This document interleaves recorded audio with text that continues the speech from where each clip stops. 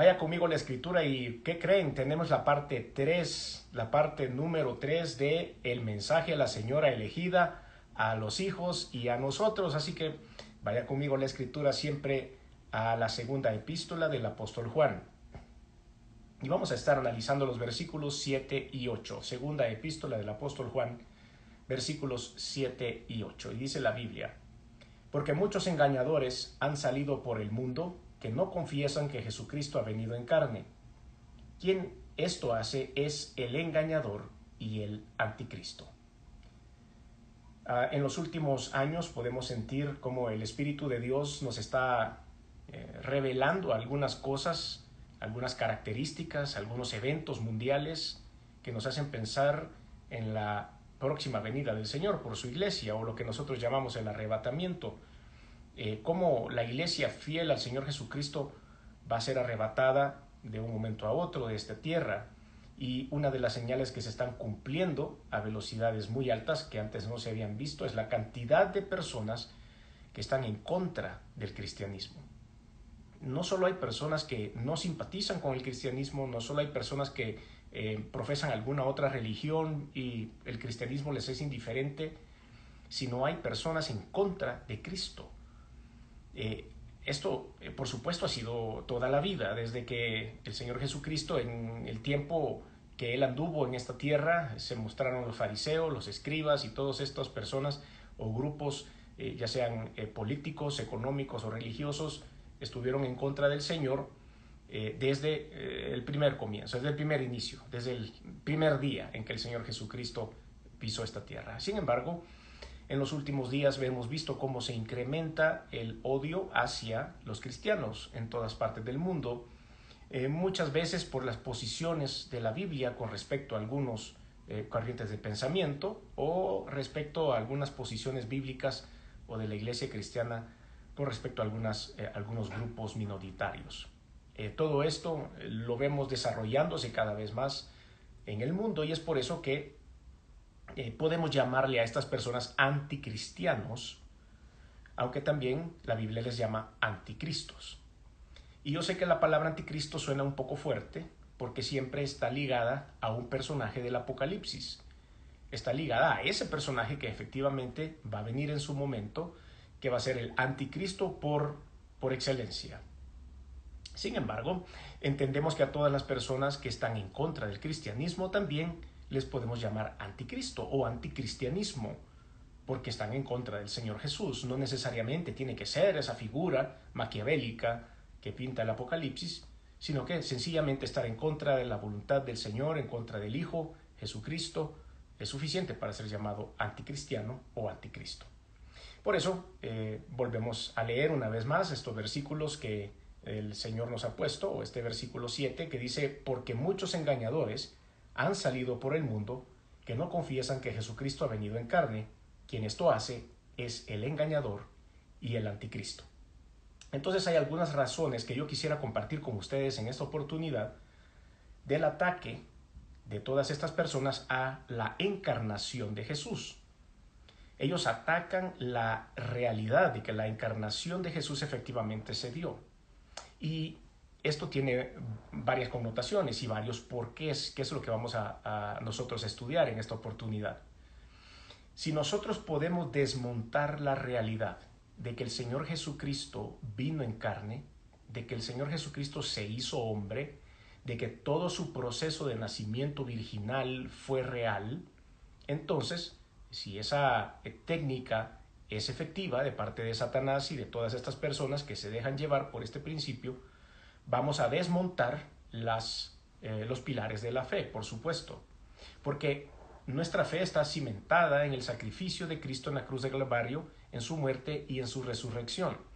Pero si no hubo nacimiento, si no hubo una encarnación de Jesús, entonces todo lo demás no es cierto. Eso es la estrategia a la que ellos quieren llegar. Y es por eso que ustedes y yo tenemos que estar muy alertas en identificar algunas personas que atacan directamente a esa encarnación de Jesús. Y esto es lo que el Señor nos ha permitido aprender a través de este estudio bíblico y lo que queremos compartir con ustedes. El primer gran motivo que estamos viendo, porque hay razones de ese ataque a la encarnación de Cristo, la primera gran razón es para que la humanidad no vea que Jesús, al hacerse hombre, se ofrecería como el Cordero de Dios para expiar, es decir, para perdonar el pecado de la humanidad, para limpiar el pecado de la humanidad. Entonces, lo que ellos quieren diseñar con esto es que la gente que todavía no ha llegado a los pies de Cristo siga con un velo en los ojos y no pueda ver el verdadero sacrificio que hizo el Cordero de Dios, que quita el pecado del mundo, y cuál fue el motivo verdadero de la encarnación, que era hacer esa redención, expiar el pecado. Hebreos capítulo 2, versículo 14 dice lo siguiente: así que por cuanto los hijos participaron de carne y sangre, él también participó de lo mismo, para destruir por medio de la muerte al que tenía el imperio de la muerte, esto es, al diablo. Cuando nosotros analizamos esta porción de la Escritura, entendemos que el Señor, a través de la epístola a los Hebreos, estaba contrarrestando esa corriente de pensamiento que ya estaba en ese momento y que, por supuesto, con los años iba a continuar. Era una estrategia, es una estrategia de Satanás. Pero la descripción perfecta de lo que sucedió en la encarnación de Jesús está en este versículo. Así que por cuanto los hijos participaron de carne y sangre, es decir, nosotros sus hijos, hemos nacido de carne y sangre y somos de carne y sangre en nuestra parte exterior, él también participó de lo mismo. Él quiso ser igual que nosotros para venir a este mundo y podernos contar su historia, contar cuáles son los protocolos para poder alcanzar el perdón de pecados, la redención, la vida eterna, y destruir por medio de la muerte al que tenía el imperio de la muerte. Lo destruyó a Satanás, lo puso en evidencia al momento de morir en la cruz y resucitar al tercer día. Y el imperio de la muerte lo tiene el diablo. También podemos ver en Juan capítulo 1, versículo 29, Evangelio según San Juan capítulo 1, versículo 29, que dice: el siguiente día vio Juan a Jesús que venía a él y dijo: he aquí el Cordero de Dios que quita el pecado del mundo. Por supuesto, estamos hablando de Juan el Bautista, primo en carne del Señor Jesucristo.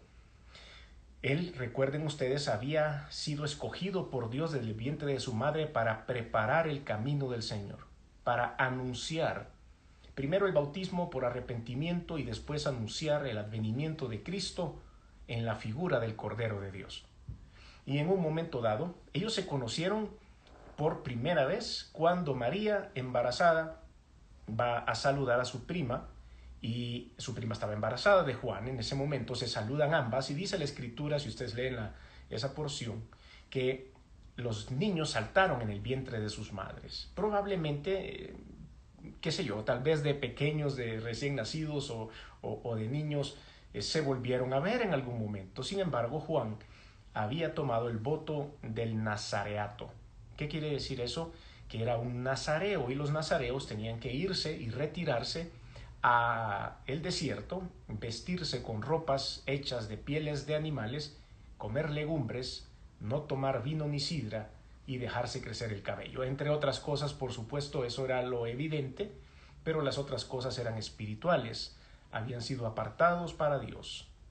Entonces este joven había estado viviendo en el desierto y quizá había estado separado de su primo Jesucristo, hasta que en un momento dado él inicia su ministerio y se lo encuentra caminando en una calle en ese poblado, lo ve y lo identifica, su corazón se lo dice a través del Espíritu Santo, y entonces dice: he aquí el Cordero de Dios que quita el pecado del mundo. Esa es la esencia de Jesús, esa es la esencia de su ministerio. Pero los anticristos no creen en eso, por supuesto. No creen en eso. Como lo prediqué hace poco en uno de nuestros servicios dominicales, los anticristos están desmontando ese principio y están diciendo que eso es una mentira. Están quitándole la realidad a esto.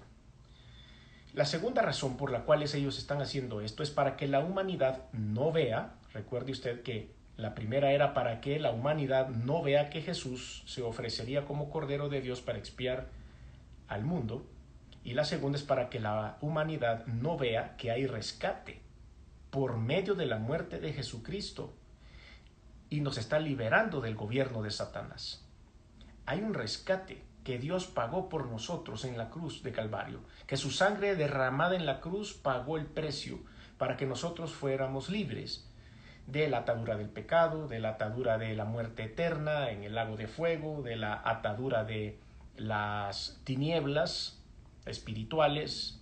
Nos dio vida porque estábamos muertos en nuestros delitos y pecados, dice la Biblia, y todo esto Satanás quiere ocultarlo de los ojos de la humanidad, y esa es una de sus estrategias. Por eso mueve en el corazón de algunas personas el anticristianismo. Primera de Corintios capítulo 6 versículo 20 dice la Biblia: porque habéis sido comprados por precio, glorificad pues a Dios en vuestro cuerpo y en vuestro espíritu, los cuales son de Dios. En el momento en el que el Señor Jesús paga el precio en la cruz del Calvario con sangre por usted y por mí, no es que nos haya comprado sin nuestro permiso. A veces la gente toma la decisión de tergiversar estas verdades bíblicas y las hace como que Dios me compró a la fuerza sin yo haberlo querido.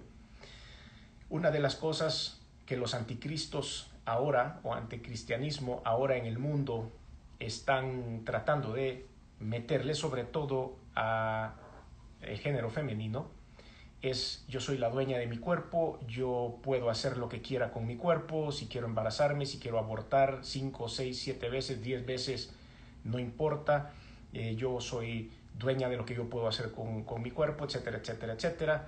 Y hay hombres también que están diciendo lo mismo ahora y se tatúan cosas extrañas y dicen: yo soy el dueño de mi cuerpo, puedo tatuarme lo que quiera. Y esa es la realidad. Y muchas personas dicen: bueno, pues si este es mi cuerpo, yo puedo hacer con él lo que me dé la gana. Pero cuando nosotros leemos en la Escritura, y es algo que no les gusta a ellos, vemos en 1 Corintios 6:20 de que el Señor Jesucristo pagó por nosotros porque sabe que nos conviene, porque nos ha permitido el perdón de pecados y la vida eterna. Esto es más que un tatuaje, hacerme un tatuaje gigantesco por todo el cuerpo, o es más que tener sexo libre y no importa si queda embarazada la mujer y puede abortar las veces que quiera.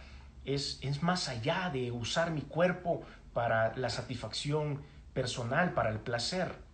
Esto trasciende, esto tiene una connotación espiritual que la gente no ha comprendido. No ha venido el Señor Jesucristo a estorbarle su placer, no ha venido el Señor Jesucristo a estorbarle su modo de vida. Al contrario, ha venido el Señor para advertirle que hay cosas en este mundo que no son buenas para nosotros. Ha venido a advertirle que hay cosas que Satanás está creando para que ustedes y yo podamos caer en el pecado y alejarnos de Dios.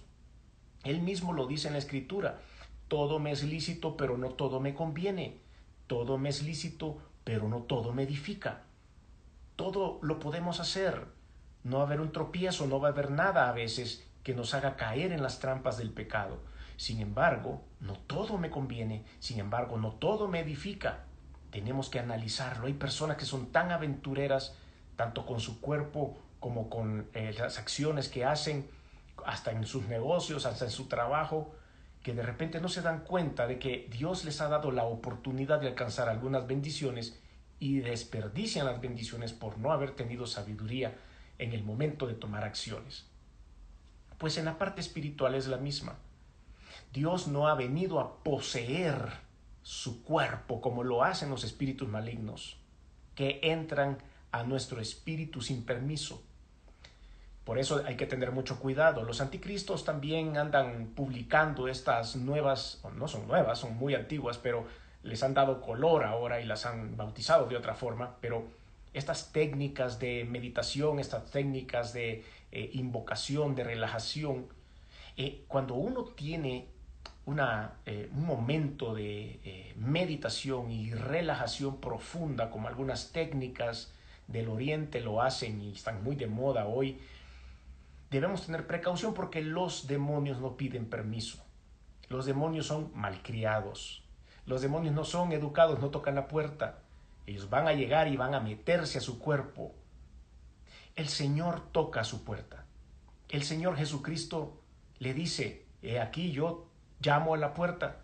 El que quiera cenar conmigo abrirá la puerta y yo entraré y cenaré con él y él conmigo.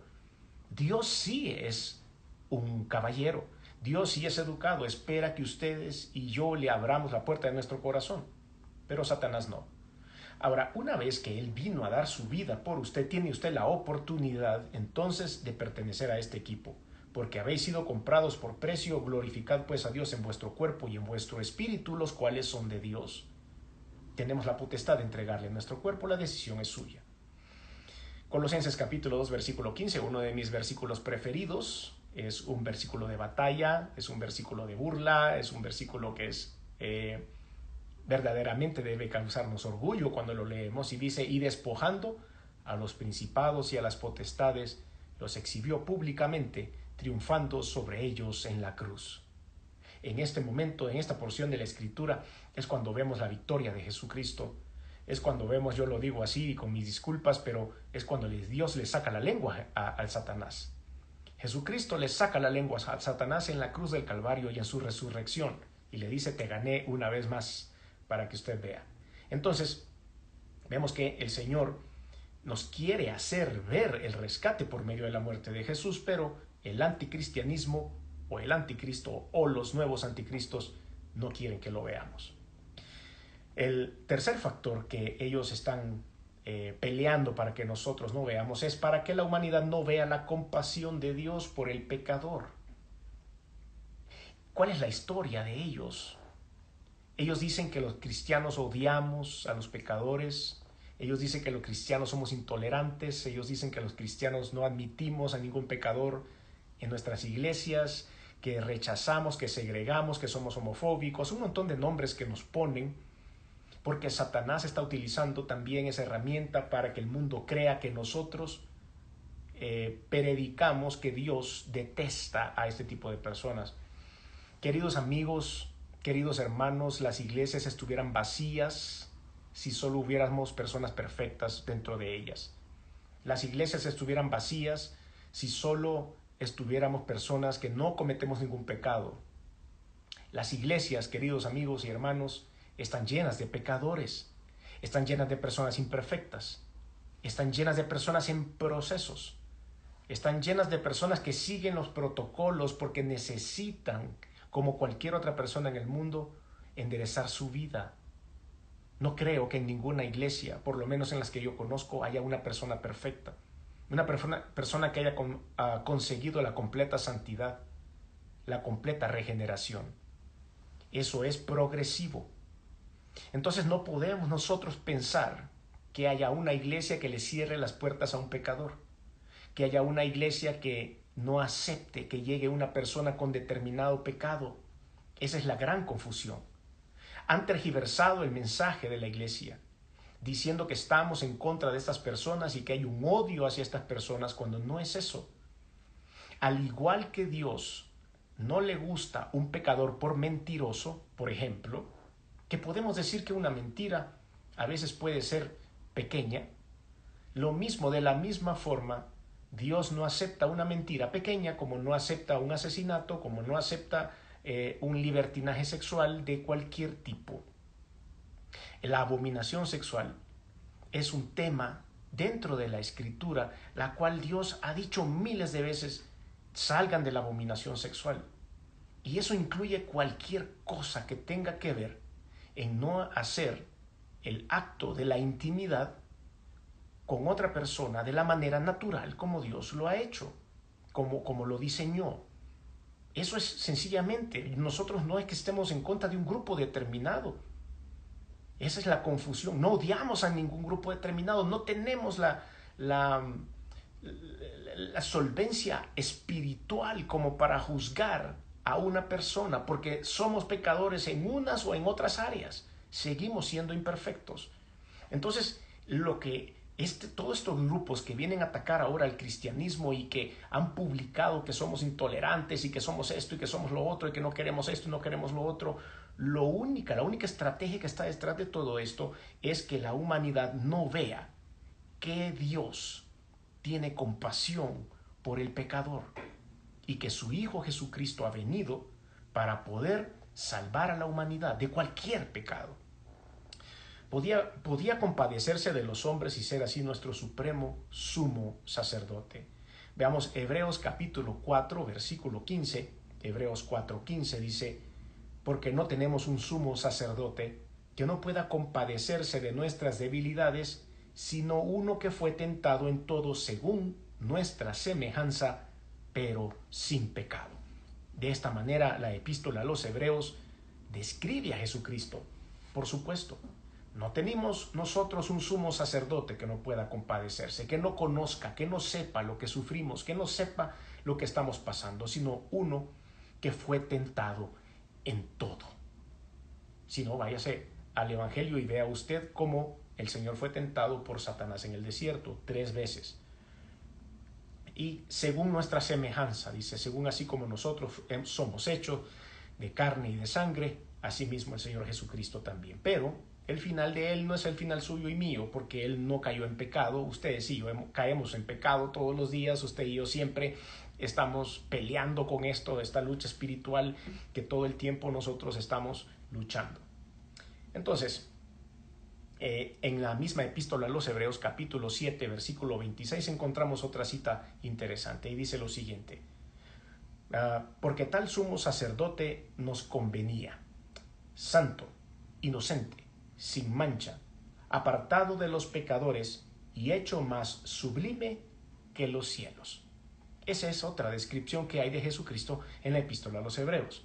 Porque tal sumo sacerdote nos convenía. Era conveniente para nosotros tener a Jesucristo acá, santo, inocente, sin mancha, apartado de los pecadores y hecho más sublime que los cielos. Ahora entramos a nuestro primer tiempo de participación personal, en la cual tengo 3 interrogantes. La primera de ellas: ¿puedes confesar tú que el Cristo vino en carne? Tenemos la oportunidad de aceptar ese principio, el principio o uno de los principios más básicos de la fe en Jesucristo es aceptar ese hecho maravilloso. ¿Lo puedes hacer? Número 2.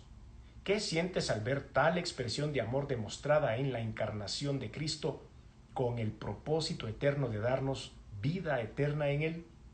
¿Qué sentimos cuando analizamos esa verdad?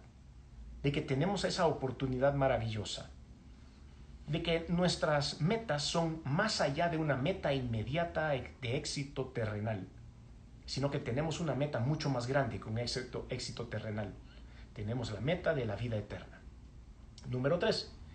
¿Es esta la enseñanza que has estado recibiendo y exponiéndote a ella? ¿Es esta verdad de la encarnación de Cristo la enseñanza que es la base de nuestra fe? ¿O has estado escuchando algunas otras posiciones teológicas o de algunos anticristos que te puedan rodear por ahí, de algunos anticristianos? Creo que nosotros conocemos algunos, siempre hay uno por ahí cerca de nosotros, en el trabajo, en cualquier grupo social, etcétera, etcétera. Ahora, ¿quién es un anticristo? Es la siguiente pregunta que hago para iniciar la segunda parte de nuestro estudio. ¿Quién es un anticristo? Bueno, el que niega la encarnación de Cristo es un anticristo o un anticristiano, como lo dije hace un rato. El texto base que hemos leído, que está en segunda de Juan, dice lo siguiente: porque muchos engañadores han salido por el mundo que no confiesan que Jesucristo ha venido en carne.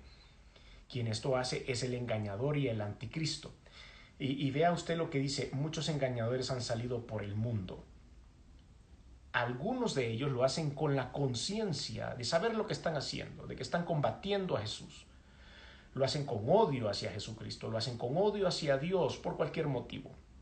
Otros lo hacen por ignorancia, porque han aceptado algunas corrientes de pensamiento sin siquiera conocer a ciencia cierta el pensamiento de Cristo. Entonces se suman a estos grupos sin conocer a Dios, sin haber leído la Biblia, sin haber visto los milagros en sus vidas, sin haber platicado con nadie. Entonces estas personas se suman a estos grupos anticristianos solo por simpatía a ese grupo. Ahora les tengo una sorpresa: tenemos nosotros también cristianos por simpatía. Hay algunos cristianos en las iglesias que no han recibido al Señor Jesús como Salvador, pero están en las iglesias por simpatía a Cristo. También tenemos que tener precaución, no de ellos, sino ellos tener precaución, porque tiene que asegurar el perdón de pecados y la vida eterna. Si usted ha llegado a los pies de Cristo, más bien, si usted ha llegado a una iglesia cristiana, si a usted le ha gustado oír algunas prédicas, porque le hacen sentido, porque le hacen sentir bien, porque le dan alguna promesa terrenal. Le invito a que verdaderamente escudriñe su corazón para saber si usted cree en estas herramientas más rudimentarias de la fe, que es creer en la encarnación del Señor Jesucristo. Si no, se hace nada más como un simpatizante de Jesús y se hace nada más como un partícipe de las cosas de Dios, pero verdaderamente no ha alcanzado la vida eterna y el perdón de los pecados.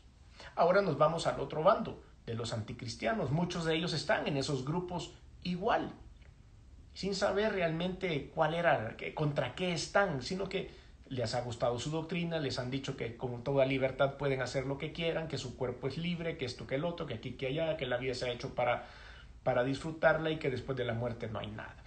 Entonces les ha gustado esa posición y entonces están ahí por eso, no porque sean en contra directamente de Jesús. Pero también hay que cuidarse de ellos. Entonces dijimos, al que niega la encarnación de Cristo es un anticristo porque, primer punto, al negar la encarnación de Cristo quiere engañar al hombre, queriendo ilusoriamente hacer ineficaz la expiación. Quieren engañar a los seres humanos haciendo ineficaz la expiación, es decir, quitándole valor, quitándole autenticidad a la expiación. Y la expiación es sufrir el castigo por nuestra culpa. El Señor Jesucristo sufrió el castigo en la cruz del Calvario por culpa suya y mía, y la de aquel, y la de este, y la de aquel que está por allá. Todos pecamos. Y Dios mandó a su Hijo Jesucristo a sufrir en la cruz del Calvario, a morir y a resucitar por usted y por mí, para que esos pecados fueran quitados. Entonces, esa expiación la ponen en duda los anticristianos. El castigo por nuestra culpa llevado en el sufrimiento de Cristo. Eso lo hizo por la humanidad, pero a ellos les interesa que nadie lo sepa. Hebreos capítulo 2, versículo 14, es un versículo que ya toqué hace un ratito, pero me encaja perfectamente en esto que quiero explicar. Dice de nuevo, así que por cuanto los hijos participaron de carne y sangre, él también participó de lo mismo, para destruir por medio de la muerte al que tenía el imperio de la muerte, esto es, al diablo. Y esto explica perfectamente la expiación de Jesús. Pero quisiera que me acompañara a otro versículo bíblico para poder ampliar este tema. Primera de Pedro, capítulo 1, versículos 18 al 21.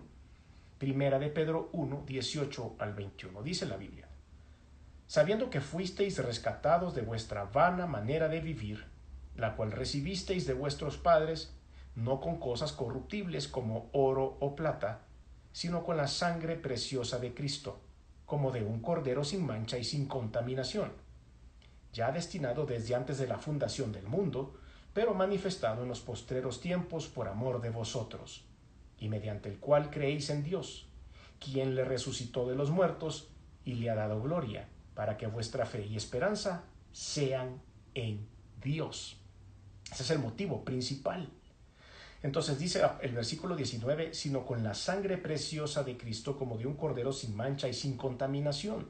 A eso se refiere la expiación, sufrir el castigo por nuestra culpa, ponerlo como ofrenda para que usted y yo podamos haber sido perdonados. La segunda estrategia del por qué hacen esto los anticristos es porque al negar la encarnación de Cristo quieren engañar a los seres humanos haciendo ineficaz la redención. Antes estaban haciendo ineficaz la expiación. Ahora quieren hacer ineficaz la redención, que significa el rescate pagado por usted y por mí por medio de la sangre preciosa de Jesús derramada en la cruz. Entonces la redención la están poniendo también en entredicho, utilizando todas sus estrategias para meter el anticristianismo hoy en el mundo.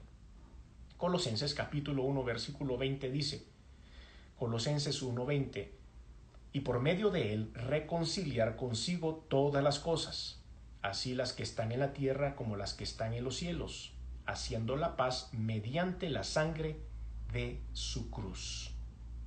Como vemos, es por medio de él que se trajo la reconciliación del mundo con respecto a los seres humanos, por supuesto, a Dios por medio de la sangre de su cruz. Ahora quisiera que fueran un poco más atrás a la epístola a los Romanos, capítulo 3, versículo 23, Romanos 3, 23 en adelante, y aquí podemos ver otra intervención de Dios con respecto a la redención. Romanos 3, 23 en adelante, por cuanto todos pecaron y están destituidos de la gloria de Dios, siendo justificados gratuitamente por su gracia, mediante la redención que es en Cristo Jesús, a quien Dios puso como propiciación por medio de la fe en su sangre, para manifestar su justicia, a causa de haber pasado por alto en su paciencia los pecados pasados. ¡Qué bendición!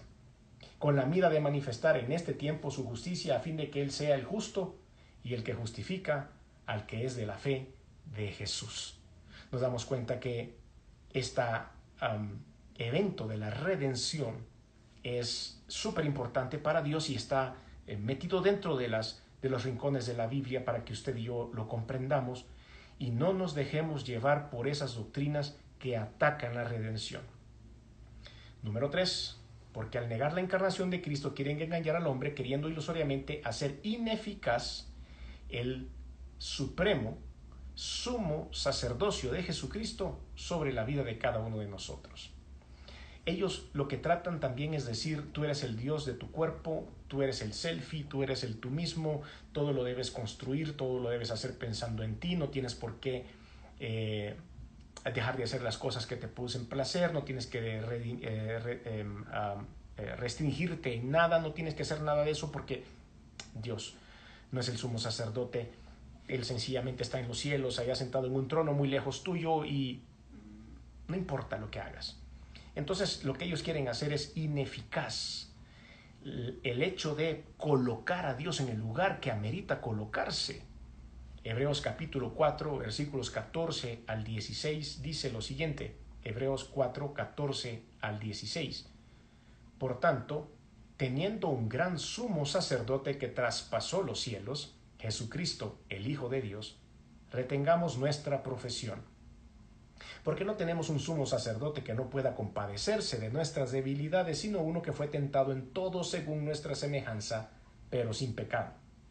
Acerquémonos pues confiadamente al trono de la gracia para alcanzar misericordia y hallar gracia para el oportuno socorro. Este es un llamado, esta es una invitación que el Señor hace a través de la epístola a los Hebreos para todos nosotros. Algunos ya aceptamos la invitación y nos acercamos confiadamente al trono de la gracia. Pues ahora hacemos esa invitación general. Después de todo lo que hemos estudiado hasta este momento, queremos hacer la invitación para que puedas entrar al trono de la gracia si no lo has hecho todavía.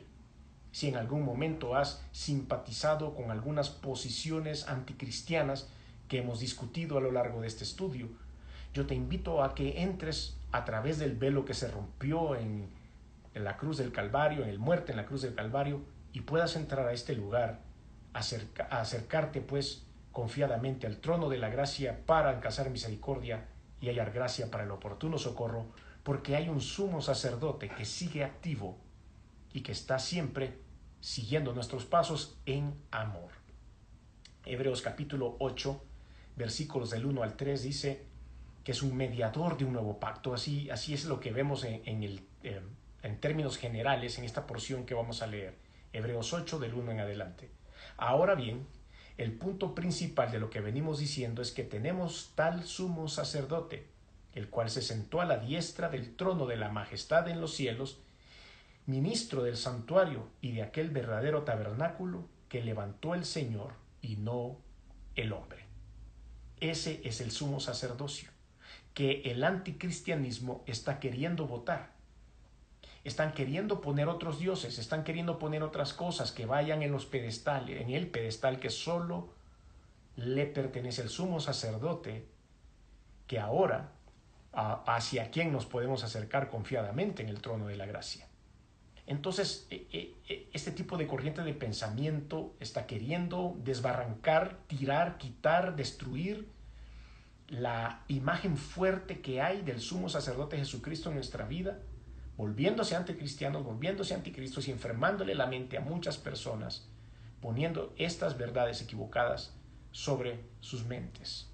Entonces tenemos el último tiempo de participación para esta oportunidad. ¿Has escuchado por falta de conocimiento o falsas enseñanzas en contra de la encarnación de Cristo? Si es así, hoy es el momento de pedirle perdón al Señor y decidir jamás volverte a exponer a este tipo de principios o de pensamientos, pues tu estado eterno peligra si sigues exponiéndote a tales enseñanzas anticristianas. Número 2. Estamos dispuestos a comprometernos con el Señor, de exponer nuestras vidas a las de nuestro núcleo familiar y la de nuestro núcleo familiar, nuestros seres amados, a las enseñanzas cristocéntricas y bíblicas, compartiéndolas con todos porque los tiempos son malos. Esas son las dos interrogantes que tenemos. Si en algún momento nosotros nos hemos expuesto a este tipo de corrientes de pensamiento que nos han metido la duda en la cabeza, que nos han alejado de Dios, este es el momento de pedirle perdón a Dios y decirle: Señor, no vuelvo a exponerme a estas cosas porque yo necesito conocer más de ti y te necesito en mi vida. Y la otra es que nosotros seamos esa luz, que ayudemos a estas personas, aquellos que han caído en esa trampa, a poder salir de esa trampa, a poderles enseñar que el amor de Cristo está disponible para todos y que es necesario que todos nosotros lleguemos a sus pies, que no es que nos ha comprado como un objeto, sino que nos está dando la oportunidad de ser salvos a través de la muerte expiatoria de su Hijo Jesús. Recuerda, el día de nuestra redención se acerca, la venida de Cristo por su iglesia, el arrebatamiento está cerca. Hay que velar, como dice la Biblia. No nos expongamos escuchando enseñanzas de anticristos o enseñanzas anticristianas, sino que defendamos la verdad y prediquémosla. El Señor está a las puertas. Que no se nos olvide esta realidad. Y cierro con el versículo con el que empezamos. Porque muchos engañadores han salido por el mundo que no confiesan que Jesucristo ha venido en carne. Quien eso hace es el engañador y el anticristo. Segunda de Juan 1, versículo 7. De esta manera hemos querido llevar este mensaje de alerta al pueblo para que estemos pendientes de todas estas corrientes de pensamiento. Pero yo te invito, si tú en algún momento has decidido abrir el corazón a Jesús y cerrar tus oídos, tu corazón y tu mente a este tipo de propuestas del mundo, te voy a acompañar en una sencilla oración. Como pudimos ver en estos versículos, tienes un sumo sacerdote, tu sumo sacerdote es Jesucristo, el Cordero de Dios que te dio redención, que te dio expiación, que ha perdonado los pecados, tus pecados a través de su sangre, que te dio la oportunidad de la vida eterna. Todo eso solo lo puede hacer Él. Ningún ser humano lo puede hacer. Yo no lo puedo hacer. Lo único que puedo hacer es acompañarte en una oración, acompañarte en tu fe, y todos nosotros juntos, todo lo que estamos conectados ahora, podemos acompañarte en esta oración de fe. Así que te pido que ahí donde estás cierres tus ojos y des este paso de fe, abriéndole tu corazón a Jesús, y digas conmigo: Señor Jesús, reconozco que he hecho cosas que no han sido de tu agrado. Perdóname, me arrepiento. Reconozco que viniste al mundo hecho hombre, que te encarnaste. También reconozco que te colgaron en una cruz, que derramaste tu sangre y esa sangre ha servido para limpiar mis pecados. Reconozco que resucitaste al tercer día y que estás sentado a la diestra de Dios.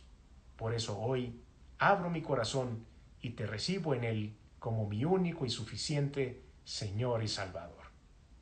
Te doy gracias por esta oportunidad. Ayúdame a conocerte más y gobierna mi vida. En el nombre de Jesús. Amén y amén.